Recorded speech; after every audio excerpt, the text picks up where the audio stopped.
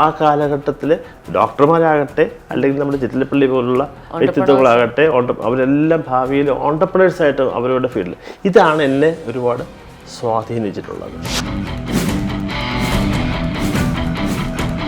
ഞാൻ 10ാം ക്ലാസ്സിൽ പഠിക്കുമ്പോൾ എൻ്റെ കൂടെ പഠിച്ചിരുന്നവരൊക്കെ മാത്സ് വളരെ വീക്കായിരിക്കും, ചിലർ ഇംഗ്ലീഷ് വീക്കായിരിക്കും, അതുപോലെ സയൻസ് വീക്കായിരിക്കും. അപ്പം ഞാൻ ഇവർക്കെല്ലാം ഇരുത്തി പഠിപ്പിച്ചു കൊടുക്കും.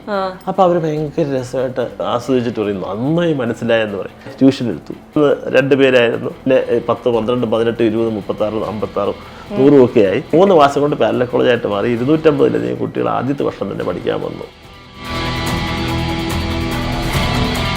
ചെറിയ തോതിൽ കിൻഡർ ഗാർഡൻ തുടങ്ങി. എൻ്റെ മോൻ തന്നെ ആദ്യത്തെ പ്ലേ ക്ലാസ് വിദ്യാർത്ഥിയായി. ഏത് പ്രൊഫഷനാവട്ടെ ആ പ്രൊഫഷനെ സ്വന്തം പാഷനാക്കി മാറ്റുക. ആ പാഷനായി മാറ്റിയെടുത്താൽ മാത്രമേ സാറ്റിസ്ഫാക്ഷൻ ഉണ്ടാവുള്ളൂ. ഇത് തന്നെയാണ് യഥാർത്ഥത്തിൽ എനിക്ക് വിദ്യാർത്ഥികളോട് പറയാനുള്ളത്, ഇത് തന്നെയാണ് രക്ഷിതാക്കളോട് പറയാനുള്ളത്.